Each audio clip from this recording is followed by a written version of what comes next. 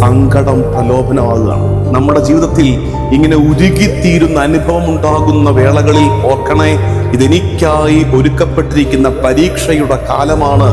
ആ പരീക്ഷയിൽ വീഴാതിരിക്കാൻ എന്ത് ചെയ്യുന്നത്?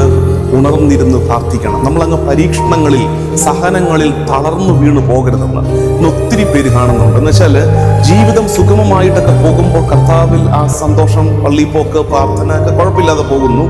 ഒരു പരീക്ഷ ഉണ്ടാകുമ്പോൾ, ഒരു പരീക്ഷണം ഉണ്ടാകുമ്പോൾ നമ്മളങ്ങ് തളർന്നു പോവുകയാണ്. അവിടെയാണ് ഈശോ പറയുന്നത്, പരീക്ഷകളിൽ നിങ്ങൾ തളർന്നു വീണു പോകാതിരിക്കുവാൻ ഉണർവോടെ ഇരുന്ന് പ്രാർത്ഥിക്കണം.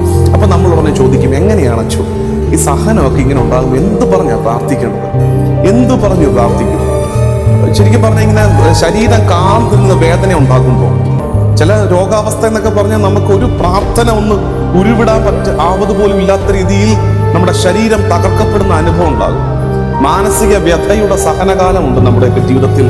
ഒറ്റപ്പെടലിന്റെ, തെറ്റിദ്ധരിക്കപ്പെടലിന്റെ, കാര്യമില്ലാത്ത കാരണത്തിന്റെ പേരിൽ കുറ്റാരോപിതരാകുന്നതിന്റെ ഒക്കെയുള്ള ഹൃദയവ്യഥയുടെ വേളകളിൽ എന്ത് പറഞ്ഞ് ഞങ്ങൾ പ്രാർത്ഥിക്കണം? എന്താ ഞങ്ങൾ പറഞ്ഞ് പ്രാർത്ഥിക്കേണ്ടത്? അതിന്റെ ഉത്തരം 1 പത്രോസ് 5-ാം അധ്യായം 6-ാം വാക്യം. ഈ വാക്യം മനസ്സിലാക്കിക്കോ. ദൈവത്തിന്റെ ശക്തമായ കരത്തിന്റെ കീഴിൽ നിങ്ങൾ താഴ്മയോടെ നിൽക്കുവിൻ.